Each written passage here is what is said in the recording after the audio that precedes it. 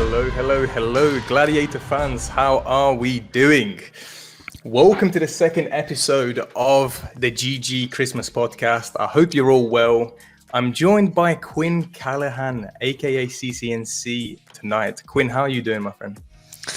Doing great. I heckin' love Christmas. It's the best time of the year. How has your transition from NA to EU been so far? And I want you to talk about lifestyle and Dota when you're answering this one. Lifestyle is relatively the same. I don't know anybody here, and I didn't know anybody back home. So, other than like my family, so I just sit inside and play Dota all day, which is what I did there. So in terms of lifestyle, it's essentially the same. It's colder outside here, and I don't speak the language. But other than that, it's essentially the same thing. I can walk to the store instead of driving 400,000 hours in Texas to the store. So I suppose things are closer. Although with the horrific traffic here, it's not that much faster. And in terms of Dota, EU pubs have a generally higher skill level. I find them much more intolerable and the people much more annoying in pubs. So the mute button is especially important for me here. But in terms of gameplay, the quality of gameplay is definitely higher on average. Okay. I like that a lot. I guess not many differences then, based on the lifestyle. But when you have to walk, well, soon you might have to walk 20, 30 minutes for the groceries and back and carry them all, and we'll see how you get on with that. But Yeah, we'll see about that one. Something that I definitely had on my mind was what interested you about GG like in the first place, and I'd like you to give some inside information about how exactly did we acquire you, what went on in the background that led to you basically being our new player. I had been sort of essentially on the same team for like 4 years. Maybe it's a little less. I don't really remember. Time flies. But yeah, I was on the same team for a long time. We had pretty crappy results for a really long time. And the thing about NA is there's only really 3 teams you can actually form. Like there's TSM variant, there's EG variant, and there's Quincy variant. And like those teams can like switch whatever type of players they want, but they're essentially the same thing. So you're either joining one of those 3 teams, which EG, Abed is like, they just will never replace him, right? So I'm not joining EG. And TSM was not changing their player, so I'm joining TSM. So it's either I rerun the same team I've run for the last 4 years, who've been garbage every year. So there's obviously an issue there that's like unfixable or something. So that's not a very good option. Or I can play somewhere else. And I got an offer from Game, and I'm like, hey, that's somewhere else. And these guys are also skilled, and they've done quite well recently. I think they improved a lot. That sounds promising. Let's go with that.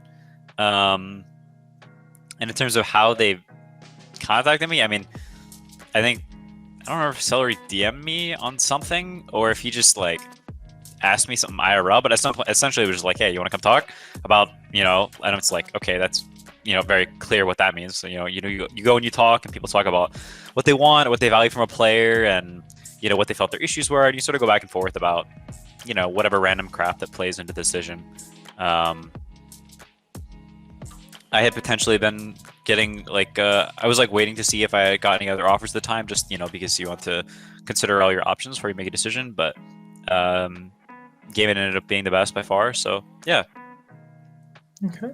All right. Yeah. From what Celery opened up about in the last episode, he was saying the lobby was just the place to recruit and hire absolutely anyone. So it was like, hello, meet me in the lobby in 20 minutes, and then just bombard people with questions. And that was basically the process, supposedly. Yeah, the vapes are illegal in Singapore, so all the vapors became smokers, and the snoozers too. And so there's just like a legion of people coming down every 6 minutes to go smoke outside in between matches and what have you, because they're all just addicted out the wazoo. So there's just like a million pros down there. You're just walking like everybody knows who's joining every team because everyone's just smoking. And so you go out, and the only place to talk is out by the smoking area. So you just see little groups of people like, oh, I guess he's joining that team, or oh, they're courting him. He just because everyone's a smoker. So early today was, I believe, your first proper game with the team in the Bet Boom Christmas little tourney. How did it feel to play that first game with everybody, and how is everybody's confidence and their spirits moving forward from that? I think it was nice. I think people feel pretty good. I'm pretty confident. I think The Malrine team is actually like, I thought they were one of the, we could scrim them a little bit. I thought they were like one of the better teams to scrim. I think the Malrine guy has a decent amount of potential. So I didn't. They're not like a super pushover team, I don't think. But yeah, I think it was fun. I got to play Leshrac. I'm always down to play Leshrac. Yeah, man, I'm looking forward to just, it's nice to get some matches out of the way, to not have your first matches as team be the DBC, to, get whatever potential like first series jitters or whatever the heck out of the way is nice. And you just get to play some games. It's just a nice experience. You get used to competing against international teams on a more consistent basis, because I'm used to playing against like NA teams where I could like tie one arm behind my back and beat like half the teams in the qualifier. So that's not the case here. So getting acclimated to that is nice. Damn, so you've got both arms on the keyboard at the moment. I did have both arms for that series, yeah. Right now, no, but then, yeah. It must have been competitive then. I like it.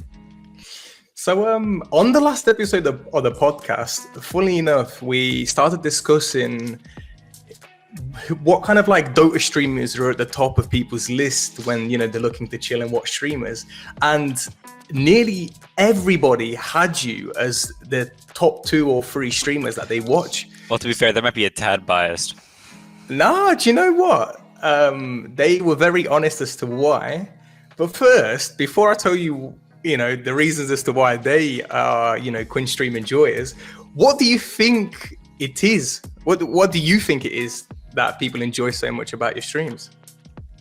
I'm a high MMR. I'm good. That's like to be honest, that's like the biggest draw for Dota streams. Like, there's a reason Thompson or Miracle, whoever the heck, will just like turn their stream on and not say a word and get like a million viewers, because people want to watch people who are deemed good. And I'm deemed somewhat. I'm not saying Thompson or Miracle, but I'm deemed somewhat good. That's part of it.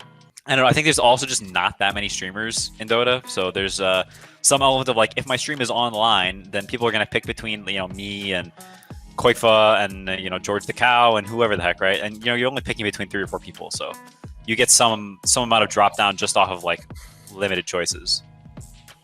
That's fair enough. I mean, you're pretty spot on. Those were the exact answers that the Quinn stream enjoyers gave. They said they found it very, very entertaining that like some of your teammates would go from scrimming and getting the scrimming version of Quinn, and then immediately, like 10 minutes later, they pop on and watch the pubs, and they just see a complete different version of Quinn, and they find it very, very amusing. Yeah, I'm not the same in pubs as I am in officials or real life. That's shocking, I know, but it doesn't always translate 1-to-1, and I would like to believe, for the sake of myself and everyone else, that I'm not the same as I am in pubs as I am in real life.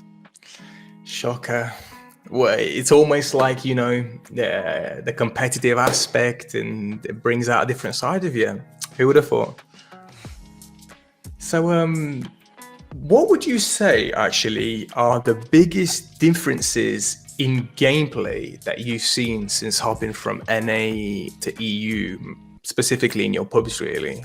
Would you say there's any very specific stuff in gameplay that's different, or vastly the same?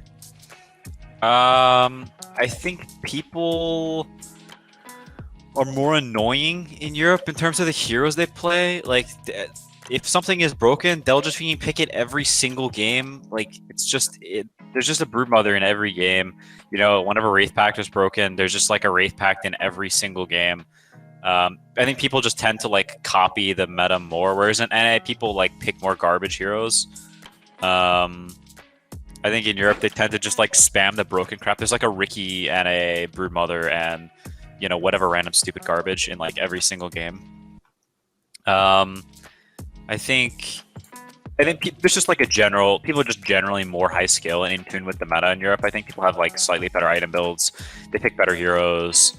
I think in terms of like gameplay, like it is different and slightly better overall, but there are still griefers and there's still clowns, etc. Like, it's not some magical wonderland of perfection. But in general, the quality of most things is just like slightly higher. Okay, that's actually very interesting. I mean, people have it in their heads that there's like ridiculous differences. You know, you got the running meme and a lol, whatever, and EU's supposed to be the most competitive region.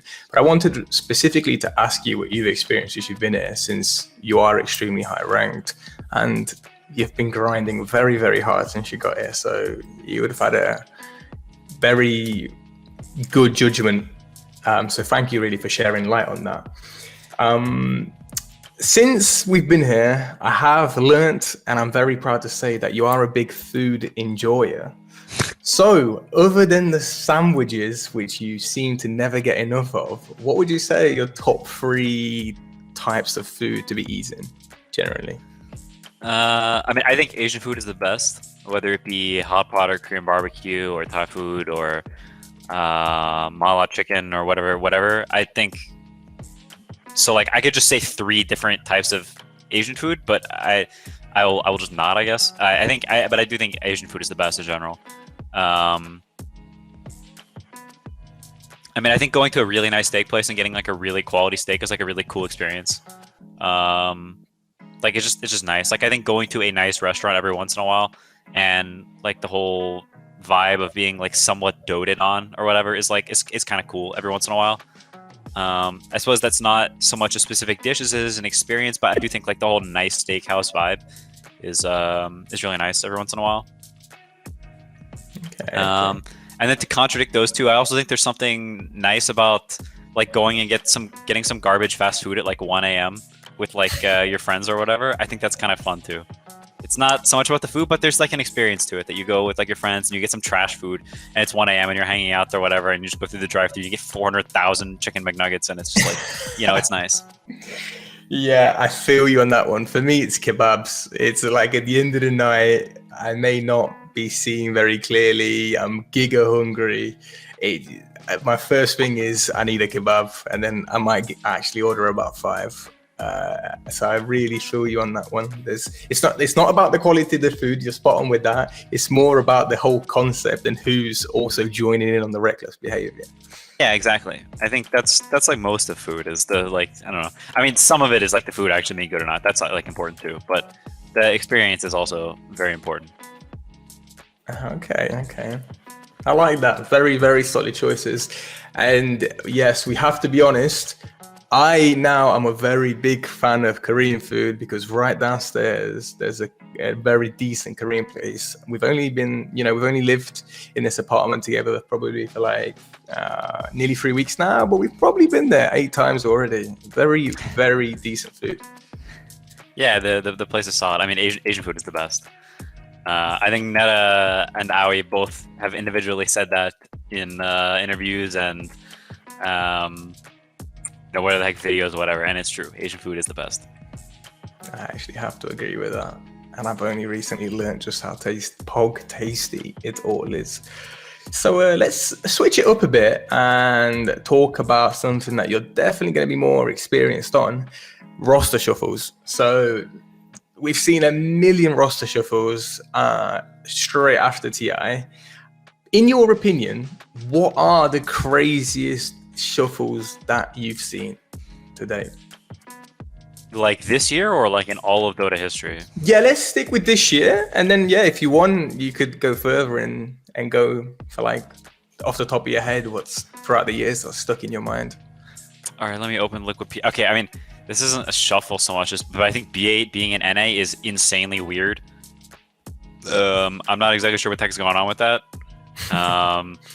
I also don't know if they're gonna. The thing is like I don't know. It's really weird. I think that's very strange. I'm looking forward to seeing how that pans out. My, like deep NA roots tell me that I want them to get slapped around by TSM and Egg and whoever else because I just think that'd be funny. That it just keep like people come over to take NA slot, NA easy region, and they get their cheeks clapped and sent back. Like I think that's a funny storyline. So that's kind of what I'm hoping for. Let's see. Were there any interesting changes in Europe? I think most of the Europe stuff is just like people changing like one player, which is not like overly interesting. It's like, yeah, I think like almost every team had just like one player change, which is fine, but I don't think it's anything crazy. Eastern Europe, I think Toronto leaving in playing 5 is weird. Like this Bet Boom team is like it's like defeating Wonder Boy's friend group, right? They're like all super tight. Defeating I don't know. They all have anime pictures. It's like the same thing, right? So I think that team is maybe like the most interesting team, just because it's like all the super players. Like they might have the highest average MMR of like any team or something. They have like 3 12Ks. Actually, it might even be 4 in terms of like have gotten it in the past. I'm not sure. But yeah, their MMR is like super high. So that team's pretty interesting. I don't know. China's just weird. They changed like everyone changed roster like crazy. So I don't know what the heck to expect out of anything from China. China's gonna go interesting. C is also a decent amount of changes. I don't know. I don't. It's like hard to tell. I don't really have a gut read on it. And I think Beast Coast got not a lot, but I think got somewhat weaker. I think Chris Luck and Whisper are pretty important for that team. And I think the EG team is probably the best like super team you could make in SA. I think it's the best player on every role. You could argue Schofield is more individually skilled than Matthew, but I think Matthew is like one of the only SA captains. I think he does a lot for that team, probably the most of the team. I think Matthew's like, if anything, maybe even the MVP of that team and of the team like Thunder Predator last year. And Matthew's like a super valuable player. So that EG is like probably like Pakaz for sure the best carry in SA, Whisper for sure the best offlaner, Matthew the best 4, Chris Luck probably the best mid or like close with Dark Mago, and Pandaboo is probably the best 5. So I think it's like the SA super team. So I'm honestly curious to see. For me, I think that's the coolest team. I'm excited to see if they get like top 4 to land, because I think top 6 is the highest SA has gotten at an international or like a major. So if they could break that and get to top 4, I think they would be pretty sick. Yeah, I think that's actually pretty much led me on to what I was going to ask next. Like based on the roster shuffles, if there are any like hidden gem kind of like rosters you think people need to look out for. So you're saying that's definitely one of them, and you think they're going to rise up and break through in the top 4. Yeah, man, I don't know if they're like hidden necessarily, but I do think that team is cool, and I hope they do well, because Whisper and Pakaz are like absolute beasts. Like they're really, really, really skilled players. I think both could be on like international tier 1 teams. I actually expected Whisper to like join to like get invited to Secret or something for like years. He's like, or whenever Zai left or something, you know, because Whisper is just an absolute monster. Other than that, I'm curious to see, I guess, how the Ponlo team does. The Ponlo Chuan alliance. I think Ponlo's a fun guy, and I think it'll be fun to watch them play. I'm looking forward to seeing how they do. I hope they make it to Div 1. Okay. So I believe the next Dota 2 major is going to be the one in Lima. Are you looking forward to it? And do you think you'll get up to any extracurricular activities while you're out there? You said you haven't been to Peru before, right? I've not been to Peru. I mean, to be honest, I'm not really thinking about it that much. Like, EU qualifier is really hard, and while I'm confident that we have a very good chance, like, I'm not going to go counting my chickens, because it's not like you don't have anything handed to you. And it's also, you know, it's like a solid. It's still like a week and a half before, or maybe even 2 weeks before the DBC even starts, and then there's an entire month of playing that. So it's like, I don't know, it's quite far away. It's hard for me to like get hyped or amped about it or whatever. I mean, I like to try the food everywhere I go, so I think trying like Peruvian food in Peru would be really cool. I've like been to Peruvian chicken spots or whatever in the States, but I imagine it's like degrees of magnitude better in Peru. And like Fog knows a lot about like the food there and stuff. And there's a lot of people I can ask, so I think it'd be really cool to go to like authentic spots in Peru and get like Peruvian food. That would be really cool. Ceviche. Is that a spot? Nah, I don't know what that is. Ceviche? That is a dish, or it's a food item. But yeah, it's not a place. Okay, I knew it was definitely related to. It is food adjacent. I mean, it is food. Aye. We're there. Did you start with Dota 1? No, I started with Dota 2. Never played Dota 1 or Warcraft 3. Holy cow, that is quite the freaking Christmas. What are we saying, bro? I told you about Christmas jumpers, mate. This is what a Christmas jumper looks like. I do not own one of those.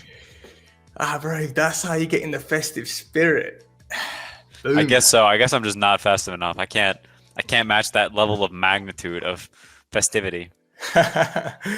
Well, now you know what a legitimate Christmas jumper looks like, mate. I'm going to be wearing this out in public in the next couple of days. So, what's chat been getting up to? What have you been dissecting here? I was asked what up and coming players I think are good. What do you think of new VP? Worse than old VP for sure. They also don't have the carry player they wanted because he got banned. So, yeah, VP probably worse than old VP. Faux show. Unless you mean Vetboom, unless you mean Vetboom and you're calling them VP, in which I think they are probably going to be pretty good. They're just really, really skilled. I'm going to sneeze. Second. Okay, it left. It's still here. Oh, it's toying with me. I swear I saw literally left. a reel earlier today with this happening to a news reporter, and that's what he kept doing for a straight 2 minutes. Yeah, it left. Okay. Whatever, I'm good. How are you adapting to EUS servers as your new home server? New home server. I mean, it's fine. I mean, people definitely don't consider it my home server. Yeah, I still get the, go home burger, go back to NA. We don't want you here, whatever, etc. And if I can take the trash talk all day and I'll return it. I'll return to sender. So you can call me a burger, tell me go back to NA all you want, but I'm here for the year, and I'm here to take your more. So yeah, it's just got to get used to it, I think. Clip it and ship it, chat. That's the kind of clip Quinn needs in his arsenal, mate. Anyone who says something in his future pubs, you can just send them that. Here to steal their MMR. He ain't taking no crap. How did you feel in your first debut / tournament games with GG? Good. I think it was nice. There's always like a bit of jitters, I think, or newness whenever you're playing with a new team for the first official. So maybe a bit antsy, but I think that wears off quite quickly. And yeah, the games are fun. I think the Malrine team is pretty decent opponent. So yeah, I'm just looking forward to playing more matches. I think it should be fun. I'm enjoying playing with the guys very much. Oh, okay. I wish Reshi would be under my Christmas tree. For all concern. We'll see what we can do about that. But for now, I would like to pop over to Russell's question. Would you consider 6K players as noobs? Careful with this one, Quinn. Relative to me, yeah. In the grand scheme of things, no. They're much better than the average player. I mean, it's all relative, right? And there's also nothing inherently valuable about being good or something. Like, it's just a game at the end of the day. If you like it, then cool. If you don't, then, fine. Like, to each their own. There's nothing inherently valuable about being good at the game. But yeah, I mean, compared to me, yeah. Compared to average player, no. It's much, much, much above average. And we will catch you in future episodes of our podcast series. There will be more, 100%. Keep your eyes open on our Twitter and our Instagram and our socials to know what guests we're bringing on in the future and what exactly we're going to be doing. Take care of yourselves. Peace out.